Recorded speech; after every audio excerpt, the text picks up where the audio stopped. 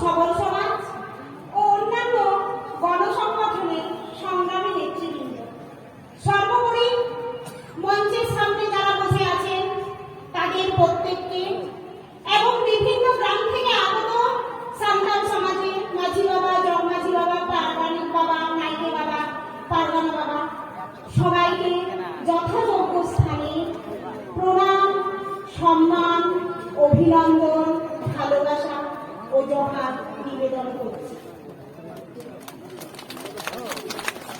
আপনারা অনেকক্ষণ থেকে অনেক বক্তার বক্তব্য শুনছেন, অনেক ধৈর্য সহকারে মঞ্চের সামনে বসে আছেন, সেই জন্য আপনাদেরকে আমি ধন্যবাদ জ্ঞাপন না করে থাকতেও পারলাম না। আর আপনাদেরকে অনেক অনেক প্রশংসা আমার পক্ষ থেকে রইল। আমি বক্তাও নয় আর বক্তব্য দেওয়ার জন্য এখানে আসিনি। আপনাদের মতো আমি যেখানে সমবেত হয়েছি এই আদিবাসী একতা মঞ্চের ডাকে সবার সাথে সমবেত হওয়ার জন্য। আমি আপনাদের সামনে গুটিকয়েক কথা বলার জন্যই এখানে এসেছি, যে কথাগুলো আপনাদের সকলের কম বেশি সবার জানা। তাহলে প্রশ্ন আসতে পারে, এই কথা বলার কি কোনো গুরুত্ব আছে? হ্যাঁ আছে, গুরুত্বটা এখানে। কেন কি আপনারা প্রত্যেকেই সমাজ দরদি মানুষ, তাই তো আজ এত রোদ, জল, ঝড়, বৃষ্টি সব কিছুকে উপেক্ষা করে আপনারা এখানে সমবেত হয়েছেন। কারণ আপনারা সাঁওতালকে ভালোবাসেন, সমাজকে ভালোবাসেন, সমাজের মানুষকে ভালোবাসেন। কিন্তু আমরা দেখতে পাচ্ছি চোখের সামনে আমাদের অবহেলিত সমাজকে কিভাবে কেড়ে নেওয়া হচ্ছে, আমাদের সাংবিধানিক অধিকারকে কিভাবে বঞ্চিত করা হচ্ছে, মাতৃভাষা সাঁওতালি মাধ্যমে শিক্ষার অধিকারকে। দিকে দিকে আদিবাসী নারীরা, বিশেষ করে সাঁওতালি নারীরা নির্যাতিত হচ্ছে, শিরোধারণ করা হচ্ছে, খুন করা হচ্ছে। আচ্ছা বলুন তো সংগ্রামী বন্ধুগণ, আমরা কতদিন এভাবে মুখ বুজে অন্যায়, অত্যাচার, অবিচার, শোষণ, নিপীড়ন এগুলো সহ্য করে যাব? এভাবে কি বাঁচা যায়? এটাকে কি বাঁচা বলে? এর চেয়ে মরে যাওয়াই ভালো। না ভাই, না বোন, না দাদা, আমরা মরার জন্য লড়বো না। মরতে যখন হবে আমরা বাঁচার জন্য লড়বো, আমরা আমাদের অস্তিত্ব রক্ষার জন্য লড়বো, আমরা আমাদের জাতিসত্তাকে বাঁচানোর জন্য লড়বো, আমরা আমাদের অধিকারকে ছিনিয়ে নেবার জন্য লড়বো। তার সাথে সাথে আমরা আমাদের বিরুদ্ধে চারদিকে ঘটে চলা সমস্ত কিছুর বিরুদ্ধে আওয়াজ তুলব, রুখে দাঁড়াবো, ঐক্যবদ্ধভাবে লড়াই করব।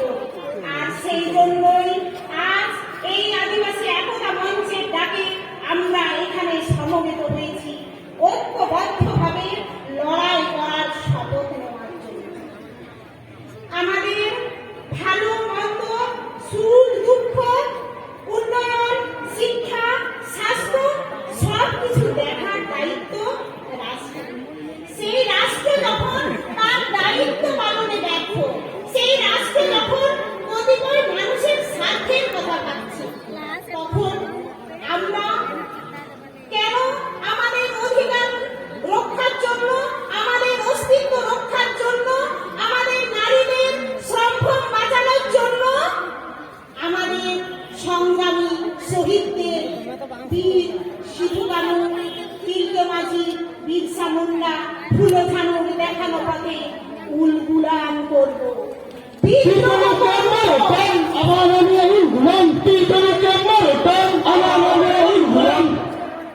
লড়াই করব, সামনে এগিয়ে যাব।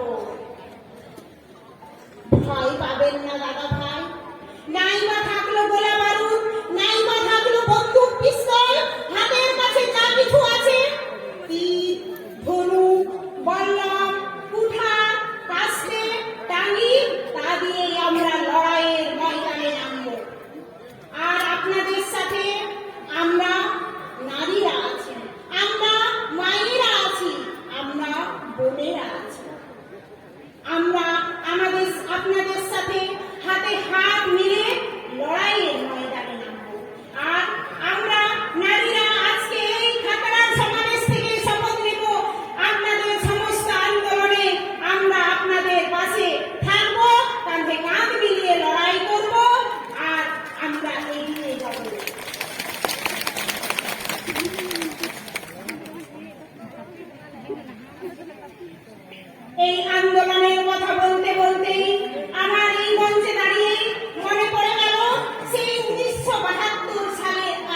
আন্দোলনের কথা।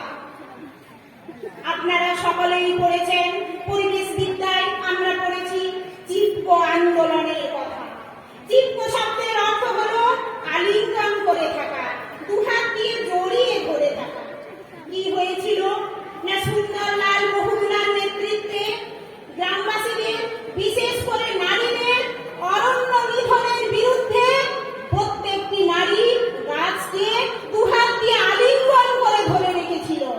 সেই সময় সেই আন্দোলনের জন্য যে সরকারি কর্মচারীরা জঙ্গলের গাছ কাটতে এসেছিলেন তারা বাধ্য হয়েছিলেন সেখান থেকে ফিরে যেতে। 5-6 বছর ধরে এই আন্দোলন জারি থেকেছিল। তাই আপনাদেরকেও বলছি, একদিন ডিএম ডেপুটেশন করলাম, একদিন খাতড়ার এসডিও ডেপুটেশন করলাম, একদিন আমরা পুরুলিয়ায় সমাবেশ করলাম, একদিন আমরা বাঁকুড়ায় সমাবেশ করলাম, একদিন খাতড়া সমাবেশ করলাম। এইভাবে একদিন করে হবে না।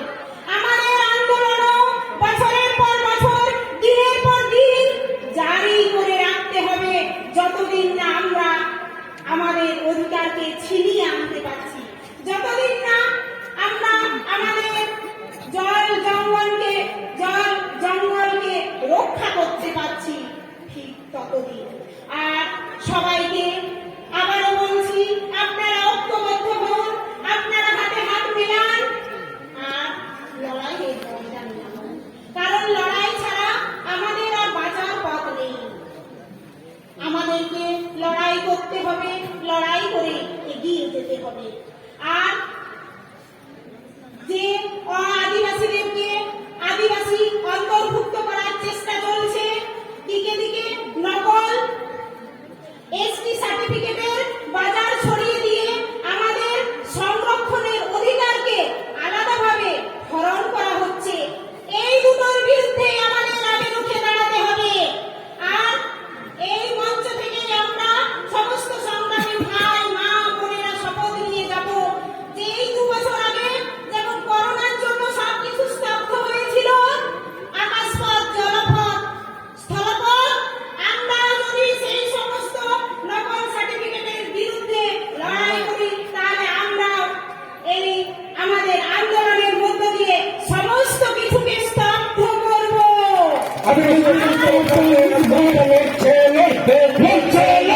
আদিবাসী অস্তিত্ব রক্ষার্থে আদিবাসীরা লড়ছে, লড়বে।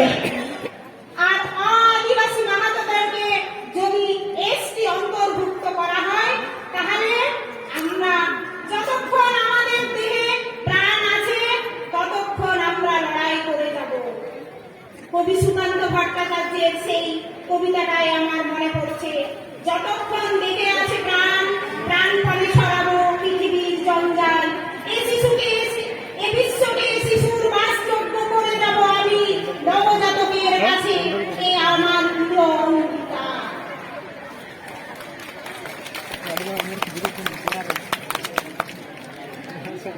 আমি আর আমার বক্তব্যকে দীর্ঘায়িত করব না।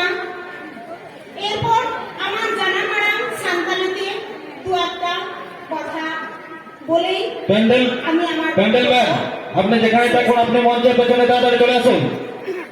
আচ্ছা, বৈহাগো দেহিন চেনার মনে উনে সেতোরে হিরেন কারে নুমা খাতরা এটিএম গ্রাউন্ড রেবন সেটে রাখানা চেনা জীবন আদিবাসী একতা মঞ্চ তেহে যাবন রে যাওয়া রাখার গুনা নোয়া কুকরি দো সানামাকে সানামকো আপনি রেগে হিচুকতানা ইয়া তো মনে হয়ো কান্তিনা আবুয়া জুমিন দাঁড়িয়ে বাইরে কো বলো আকার